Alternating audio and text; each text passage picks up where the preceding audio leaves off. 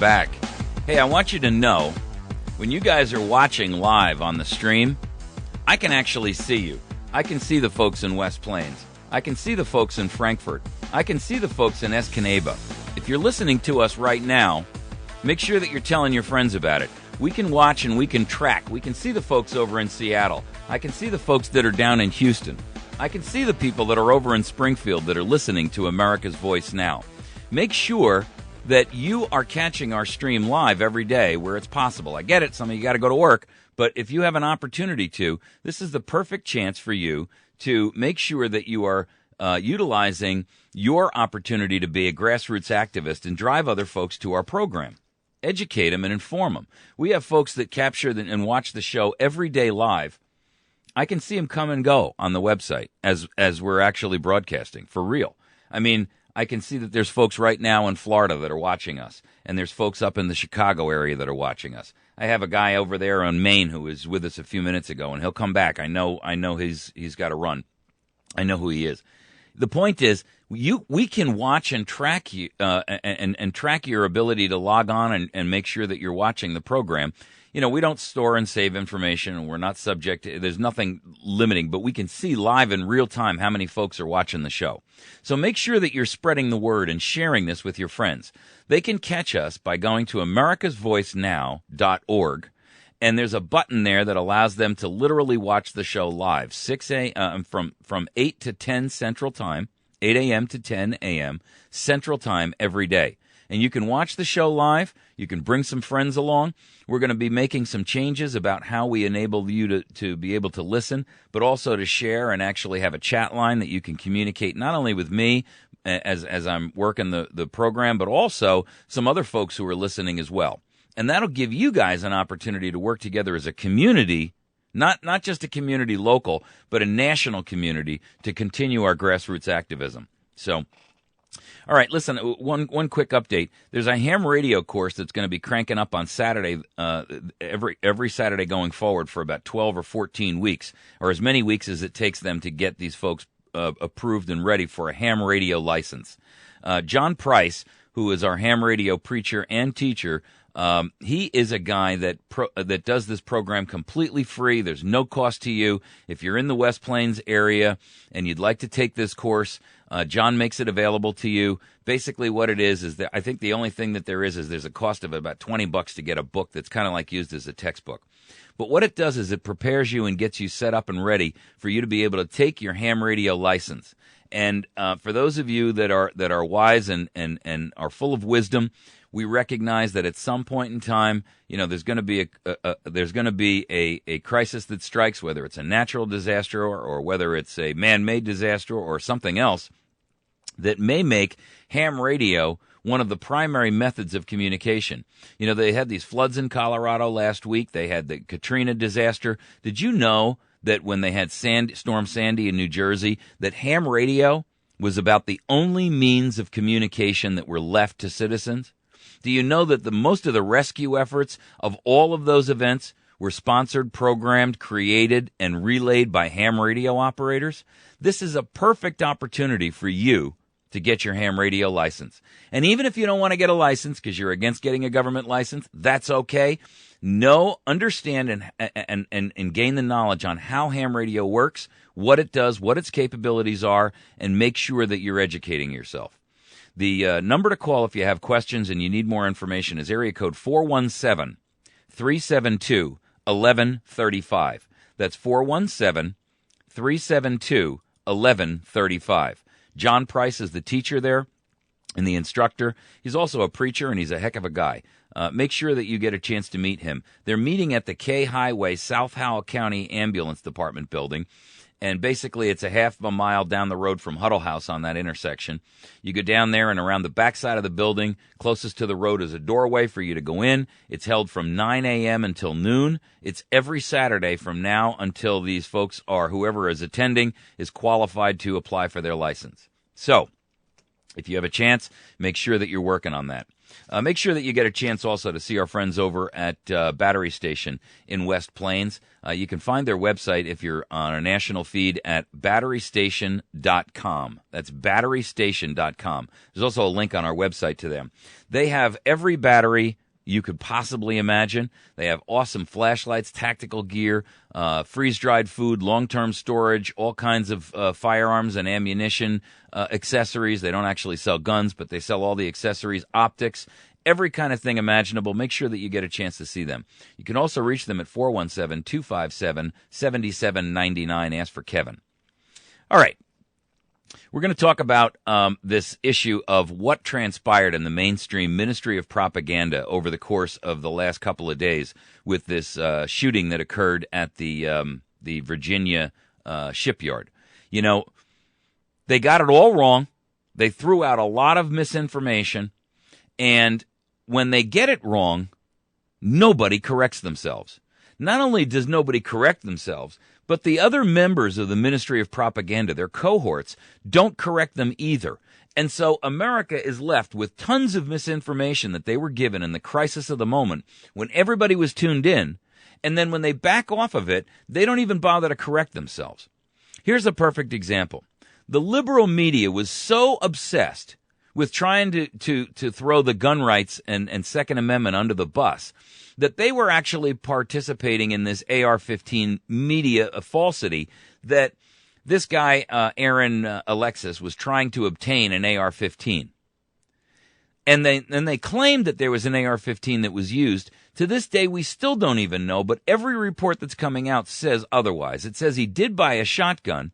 He used that shotgun to then shoot a guard who his pistol he grabbed. Then later on, he shot a police officer and took his AR-15 or M4. We don't know which. M4 would mean it's fully automatic. AR-15 would mean it's semi-automatic. And then that's the rifle he used to do the rest of the shootings. So let's make sure that we're understanding something. The mainstream media and the Ministry of Propaganda would love to have you believe that this nonsense about an AR-15 being the weapon of choice for mass shooters is the standard bearer, if you will, for an anti-gun agenda. The truth of the matter is, folks, it's not. One, let's clarify something. The AR-15 is not a fully automatic weapon, and constantly they use the term automatic weapon. There's a couple of reasons for that. One, it's an emotive word, right? So it's an emotionally charged word. When people hear an automatic weapon, they think of a military guy standing there in a green uniform with a machine gun that goes brrrr until the machine gun magazine is empty. First of all, AR-15s don't do that.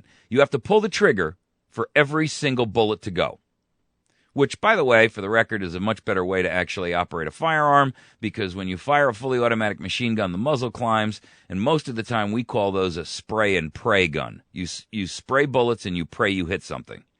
So the military has fully automatic weapons, but you citizens who buy guns in your local store, you can actually buy a machine gun. There's no prohibition against it in most states, but you are required to go through a little bit of extra paperwork. The average person doesn't buy a machine gun. They simply buy a semi-automatic AR-15, which is the standard bearer for the Patriot movement in the United States, who are people who are buying weapons for the protection of their home, their business, their community, their city, their state, and ultimately their nation. Yes, you do have a right to own any firearm you want, irrespective of what government law says, and I'm going to tell you why. The Second Amendment says, shall not be infringed. And that means everything is an infringement that prohibits or slows down or acts as a deterrent for you to buy a firearm. There are no limits on what you can own. The Founding Fathers knew that and expected that that would be the interpretation by a group of honorable, ethical, honest, and men of integrity. Now, the truth of the matter is, what we have is a Congress who, for all intents, and a court system, by the way, and an executive who, for all intents and purposes, have attempted to verbicidally change the definition of the Second Amendment. And we know that to be the case because we've been seeing it for years and years and years. Their goal is to disarm America, ultimately. And sycophants like Feinstein, they don't even try to make a show of it anymore. I mean, she is out and out calling for the ban of all firearms. And she was the one who came out and said, that AR-15 again was used. Well, let me tell you something. The media, the politicians, and the activists who were trying to destroy your Second Amendment right had to backpedal on Tuesday because the FBI has come out and said that there's no evidence that the guy who murdered these 12 people in this Navy Yard shooting used an AR-15 in the massacre at all. In fact, they still don't think he did. There are arguments out there that say it was 2 pistols that he acquired off of law enforcement or military after he killed them. So the simple truth is, in fact, this is FBI Assistant Director Victoria Parlave at a press conference on Tuesday. Here's what she said. We do not have any information at this time that Alexis had an AR-15 in his possession. Wow. So, what about all those people who came out and said, here it is again, another example of the automatic weapon of choice of mass shooters? They're not even trying to cover their tracks. You know, the truth of the matter is, folks, we're being played, and we've been being played for decades now on this gun rights issue. The principle of the Second Amendment is not about hunting. It's not about target shooting. It is about defending and protecting our nation from tyranny from within. That's all it's about. That was the goal of the founders. That was the intent of the founders. That's why you know in your heart of hearts, in the back of your mind, in the back of your neck, you know the truth. That the founders did not intend for any limitations to be placed on any weapon that would be classified as an equalization measure to what the military owned. So therefore, that means if you want to own an Abrams M1 tank, you can. If you can afford a battleship or an F-16, you can. If you can afford an A-10 Warthog, go for it. The simple truth is, You've been indoctrinated into the radical thinking by the mainstream media and those who would enslave you that your rights on Second Amendment issues can be limited. They are unlimited. They are unlimited and they are unalienable. Our founders understood the Second Amendment to be what it was. It was the principle of mutually assured destruction. MAD. Now, they didn't have nuclear weapons in their day. What they did have, though, was the ability to recognize that an equally armed populace, compared to their military or any military that would invade, was the only measure by which this nation would remain free and a republican form of government, or a form of government that met republicanism. In other words, they wanted this to remain a constitutional republic. And the only way to achieve that is for tyrants to be afraid of the citizenry itself. They made it very clear in statement after statement, quote after quote, writing after writing, reading after reading. A government that fears its people is freedom. A people that fear their government already live in tyranny. Now, let me ask you this. Do you live in fear of your government? I guarantee you do. Ask yourself this. Have you changed the way in which you've used the internet? Have you changed the way in which you've used your telephone? Have you changed the way in which you have sent text messaging? Have you changed the way in which you talk in public? Have you changed the way, or are you fearful to speak out in public, to write an op-ed that's critical of this administration or any previous administrations? Forget politics for a moment. Are you critical of the government and afraid to speak out because you'll find yourself on a list? Then answer the question for yourself. Do you live in tyranny? Yes or no? Is this already become a police state? Yes or no? I'm asking you directly. I'm expecting you to answer. The only answer you can give is yes. Anyone who wants to try to rationalize that with some kind of circular rabbit trail, you go ahead and try to play that game with yourself. But you're not fooling me. You're only fooling yourself. The truth is, We live in a police state and a land of tyranny right here, right now. Oh, yes, it's not complete. I'm not stating that it is. Otherwise, I wouldn't be broadcasting this to you right now. But if you do not see the derogation of your rights being stripped away from you in the First Amendment, the Second Amendment, the Fourth Amendment, even the Third Amendment, the Fifth Amendment, the Eighth Amendment, the 10th Amendment, the Ninth Amendment, I don't know what more you're waiting for. All you have to do is open your eyes and look at the evidence that's all around you.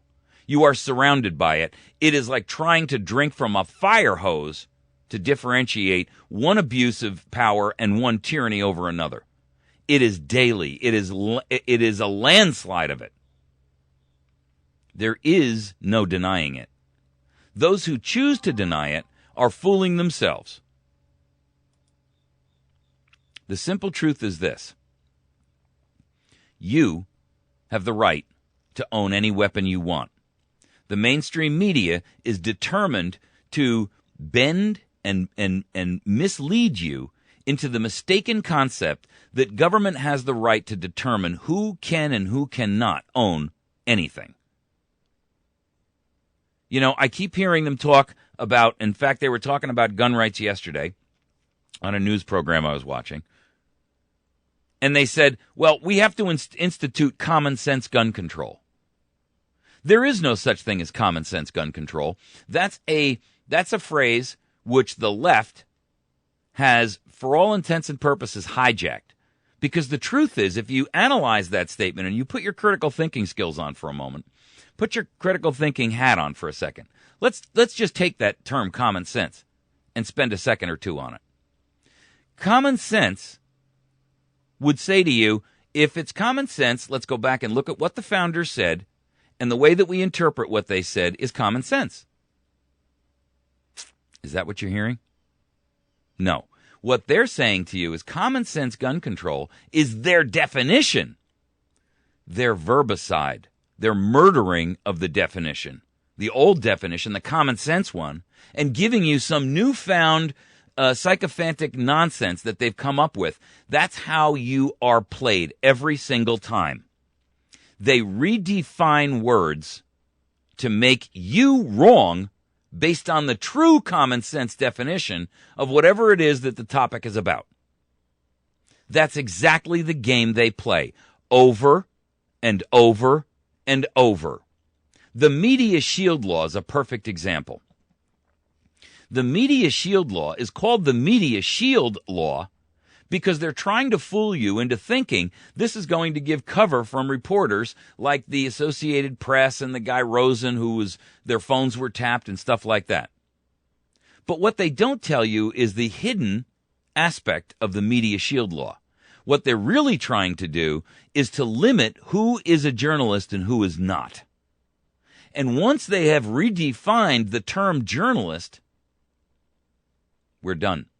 You know why we're done?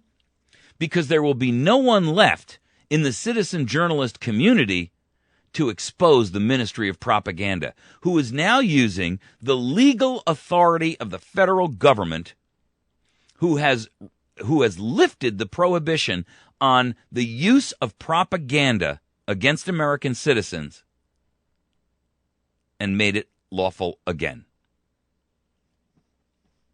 Wow. That should blow your mind. The Smith-Mundt Act of 1947 barred the use of propaganda against American citizens. It's been lifted. What would possibly motivate a government to lift a prohibition on propaganda unless they intended to use it to sway your opinion based upon lying? Because propaganda equals the word lie. That's a common sense definition.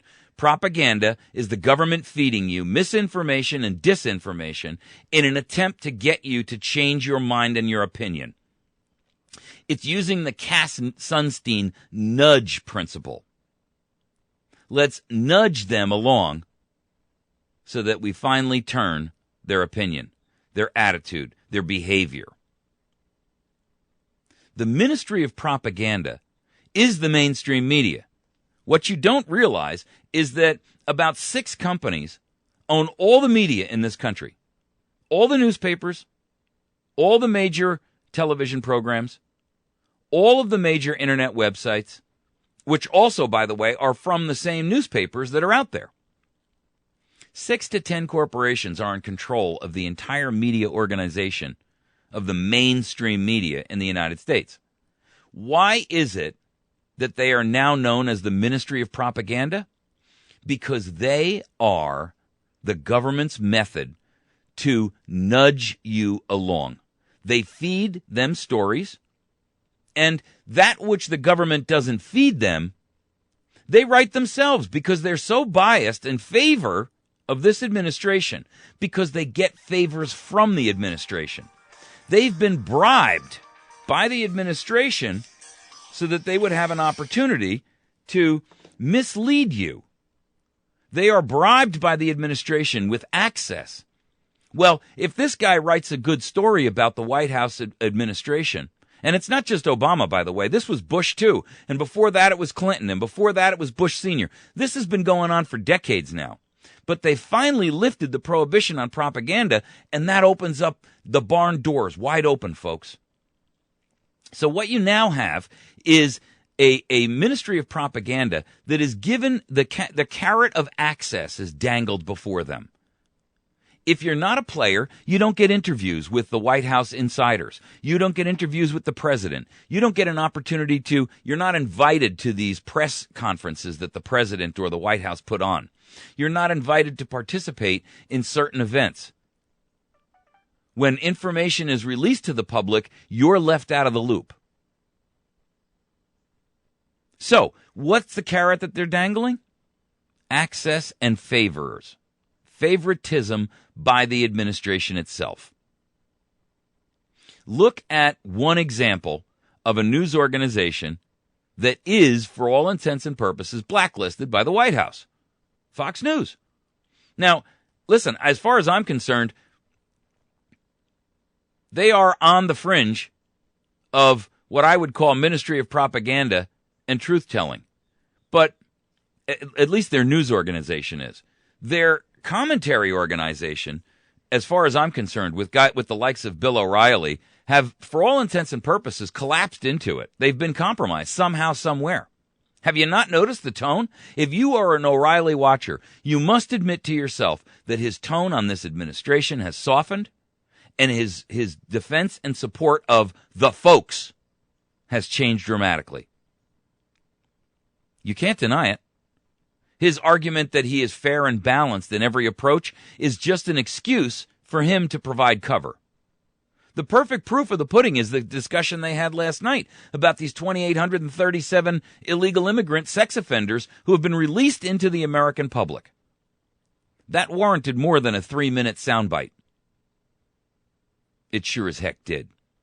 And if one of your children or one of your daughters or one of your wives or sisters or mothers is the one who was raped by one of those 2,837, you're going to agree with me in a whole new different light after that, aren't you? The simple truth is the Ministry of Propaganda is using propaganda to shape the mind, the attitude, and the behavior of our nation. And as this media shield law is wending its way through, and they are building limitations on who qualifies as a journalist and who doesn't, the real ultimate goal is to silence the citizen journalist. They're defining a journalist as someone who works full-time for an organization, like the Wall Street Journal or the New York Times. That means that the blogger in the basement in his pajamas, and that's their phrase, not mine, isn't covered. Does that mean America's Voice can get shut down? Don't know. We haven't seen the final yet. But I can tell you what their goal is. Their goal is to see this program shut down. And we need your help to keep it on the air. The simple truth is this. Their goal is to end all opposing talk and viewpoints. It's that simple, people. This program is alive because of folks like you. We need your support. We need your help. And we need you to be critically thinking enough so that when these types of fictions are presented to the public, you are able to discern the truth by reading between the lines, using your critical thinking skills, and educating those around you within your circle of influence, and the new circle of influence you create by getting up and getting active, and making sure that the world knows we're being lied to. You can support America's Voice Now by going to our website at AmericasVoiceNow.org. There's a PayPal button right there. You can donate to us. You can donate to us on a one-time basis or even on a monthly subscription basis, where you can donate $5 or $12 or $25 or $50 or $100 a month. Whatever you can do, we need your help. This is an expensive program. I pay all the fees out of it out of my own pocket. I do this completely as a voluntary effort.